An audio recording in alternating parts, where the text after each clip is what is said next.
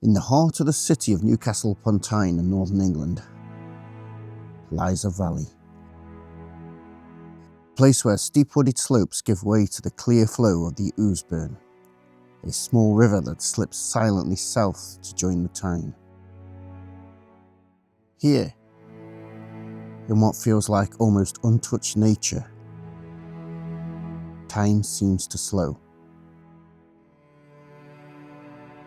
But this is no wild Eden. For centuries, this narrow gorge, around 2 miles long, has been carved, cultivated and engineered, first by watermills, later by one of Britain's greatest industrial minds.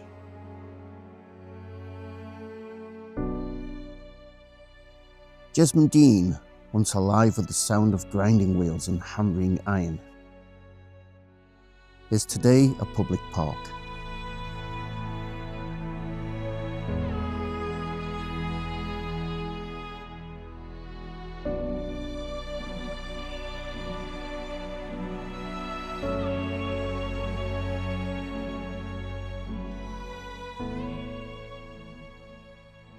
Yet beneath the green canopy, its industrial bones remain. Mill races, culverts, stone footings, and the faint rhythm of human invention. As we follow the Ouseburn upstream, we trace the same journey the valley itself has taken, from labour to leisure, from smoke to sanctuary. Guided by the vision of William Armstrong, the man who turned industry into art. This is Rails and Revolutions. The history that built us, the forces that shaped us.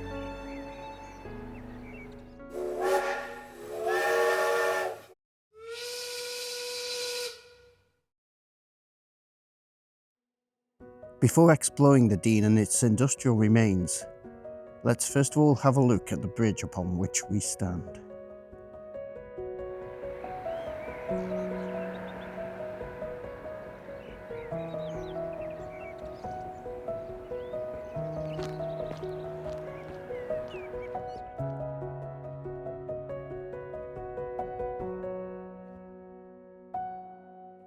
Long before Armstrong's time, the Ouseburn was Newcastle's first power source.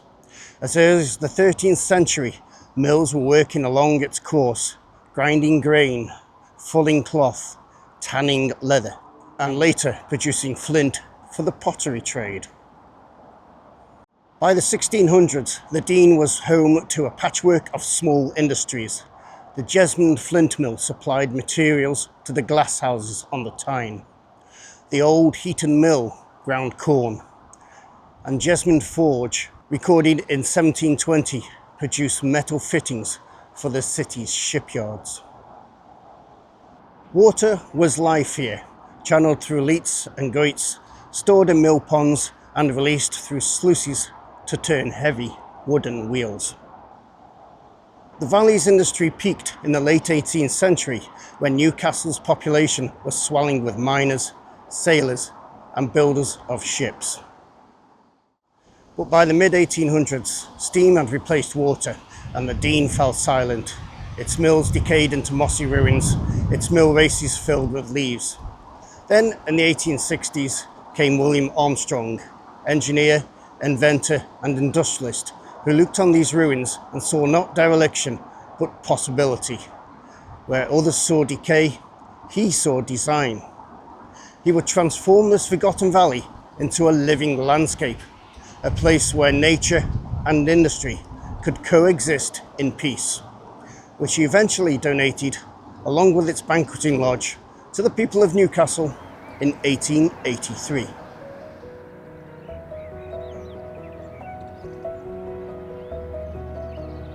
Few bridges blend elegance and engineering like this one. Completed in 1878 by Armstrong's own Elswick works, the Armstrong Bridge was a gift to Newcastle. A graceful iron span 300 feet long,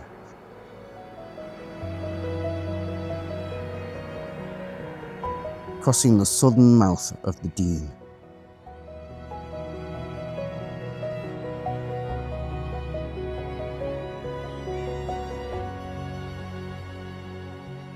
The bridge's cast iron ribs, lattice deck and stone abutments reflect the height of Victorian craftsmanship, a fusion of utility and ornament. Armstrong designed it not for commerce, but for community, a way for pedestrians to cross from Jesmond to Heaton and to look down upon the beauty of the valley below. Being built on coal mine land, it was also the first bridge in the world designed to adjust should the earth beneath it move. Before we head up the valley, let us first head south of the bridge to look at two ruins that are not part of the Dene, but very much part of its history. Rising from the southern slopes of Armstrong Park to the south of the bridge stands the site of Heaton Windmill. Built in the 18th century, this tower harnessed the strong valley winds to grind corn for Newcastle's growing population.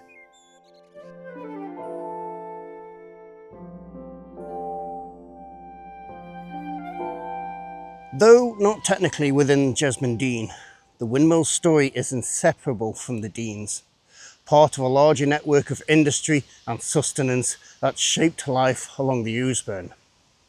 Together with the windmills below, it formed a self-sufficient system. Wind and water worked side by side to power the valley. By the 19th century, steam power had rendered the windmill obsolete. Its sails vanished, its stones scattered, and the ridge slowly returned to nature.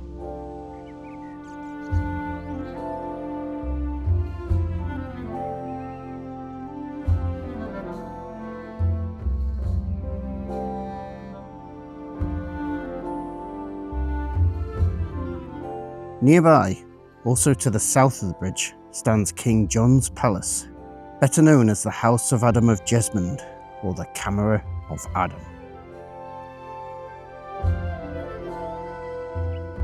Despite its regal name, it has no connection to King John. Built between 1255 and 1265, it was the fortified manor of Adam of Jesmond, a knight loyal to King Henry III.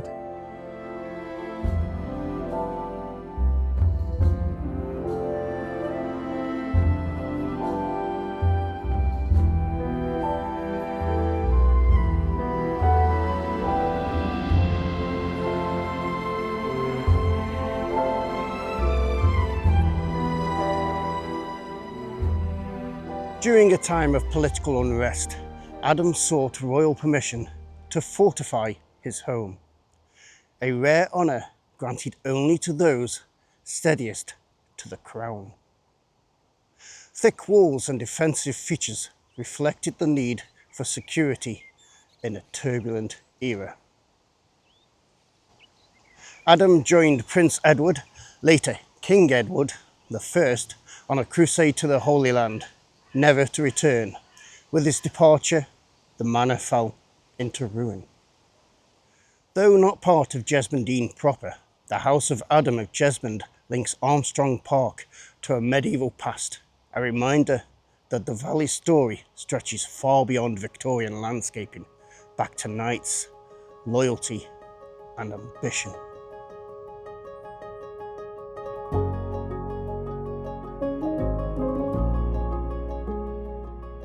As we cross Armstrong Bridge and move north, the ridge, windmill and palace fade behind us. We step into the Dene itself, a valley Armstrong would later shape into a sanctuary. Here, nature and human vision meet, and the story of Jesmond Dene unfolds. On the lower slopes of Jesmond Dene lies a place where city and countryside meet, Pet's Corner. Founded in the 1960s, it was created to give Newcastle's children the chance to experience farm life within the heart of the city.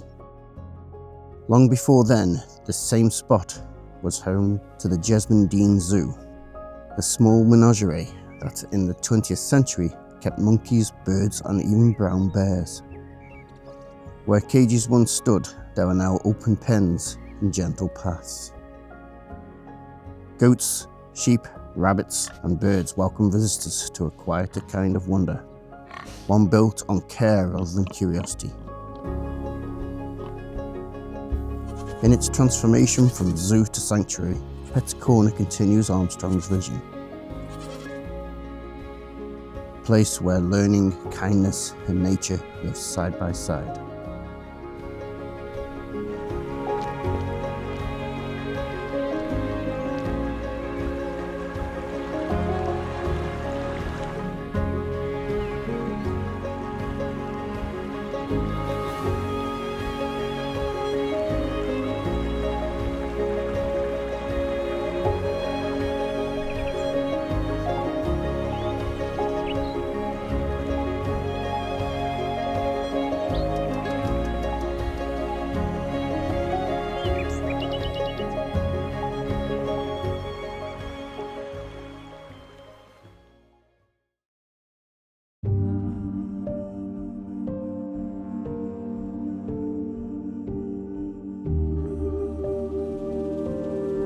Hidden deep within the Dene lies the ruins of St Mary's Chapel, the oldest ecclesiastical site in Newcastle.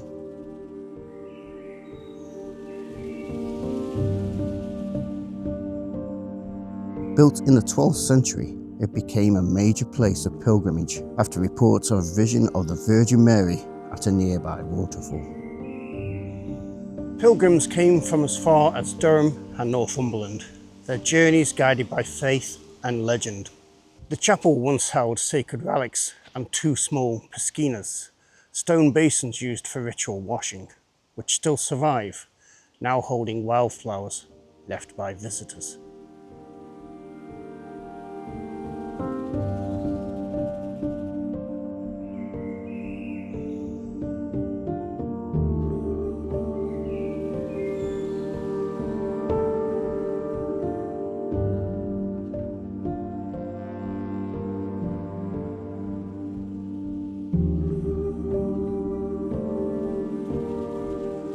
Even as the Dene industrialised, this spot remained a place of devotion and reflection.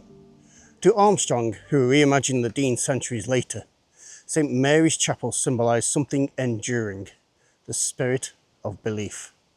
In his own way, he was a kind of pilgrim too, seeking redemption through creation, faith through design.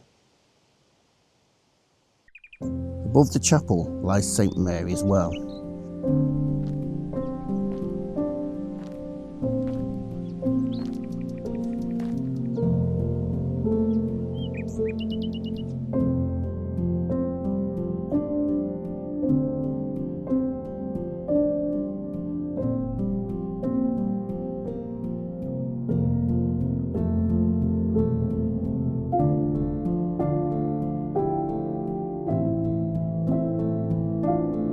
A modest but ancient spring, enclosed by a 17th century stone arch bearing the inscription, Gratia. Once believed to hold healing powers, the well drew the sick and the hopeful, who offered coins and prayers to the Virgin Mary. Such wells were common in medieval England, but few survive with such serenity. Here the sound of water connects centuries, the sacred and the industrial, the medieval and the mechanical.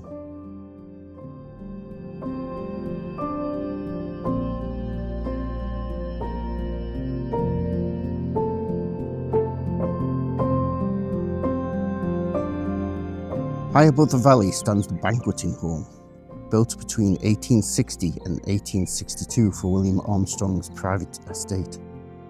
Designed by John Dobson, Newcastle's great architect, the hall hosted dinners and gatherings for Armstrong's guests, scientists, artists and statesmen who came to discuss the age's great questions.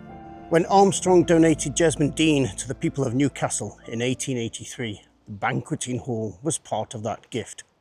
It was later used for community events, exhibitions, and even as a cafe in the early 20th century. Though now disused, its Gothic windows and commanding terrace remain, a monument to generosity, conversation, and civic pride.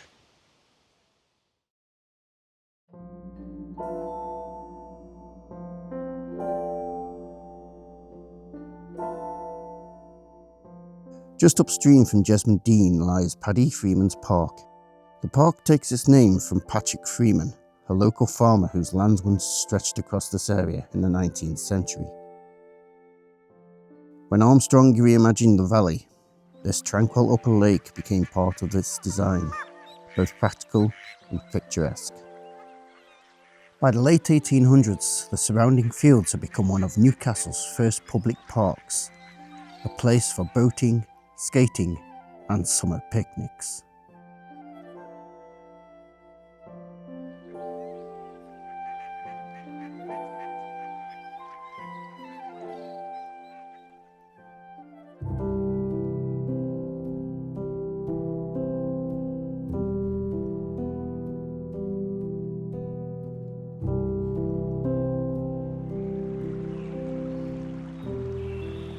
As our path climbs above the burn, we arrive at the Old Mill, a watermill site first recorded in 1739 when it was called Mabel's Mill.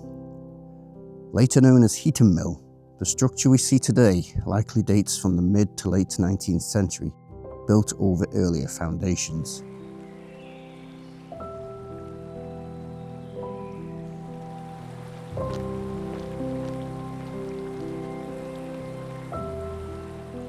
In 1862, William Armstrong acquired the mill and the surrounding land. Rather than revive it as an industrial site, he made it part of his grand design, a working building reimagined as scenery. He framed it with trees and paths so it became not a ruin, but a relic, a memory within a living landscape.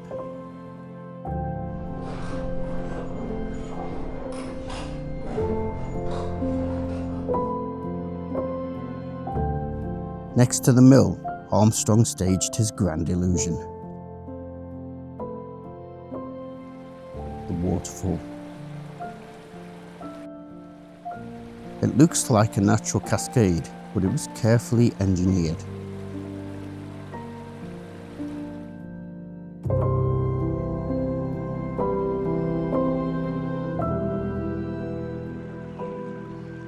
In the 1870s, Armstrong deepened the channel of the Ouseburn, lined it with a stone to create a perfect theatre of water. The bridge above was positioned to frame the view exactly, a harmony of sight and sound, geometry and grace.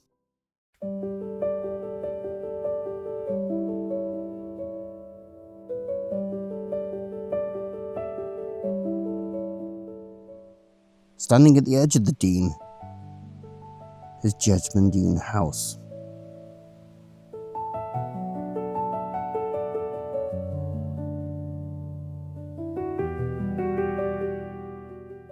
Originally built around 1822 for Thomas Emerson Headlam, prominent Newcastle physician, it later passed into the hands of Sir Andrew Noble, William Armstrong's close friend, colleague and successor at the Ouseburn works. Under Noble's ownership, the house became a social and intellectual hub for the region's industrial elite. Armstrong himself was a frequent visitor, and together the two men shared a lifelong passion for engineering, science, and the transformation of landscape. Today, Jesmond Dene House serves as a hotel, but its stone walls still overlook the same wooded valley that inspired its builders. A place where innovation met nature and industry met retreat.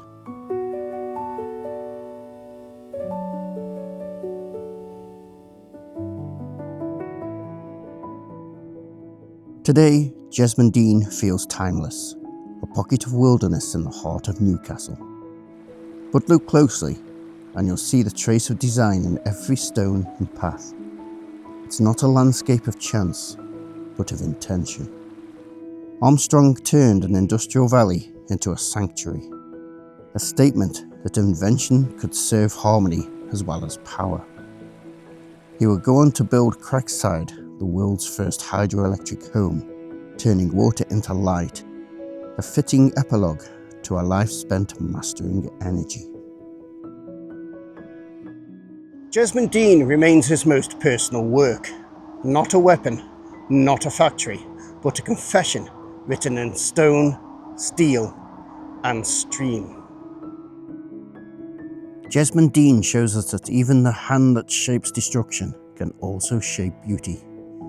And in the whisper of the Ouseburn, you can still hear both.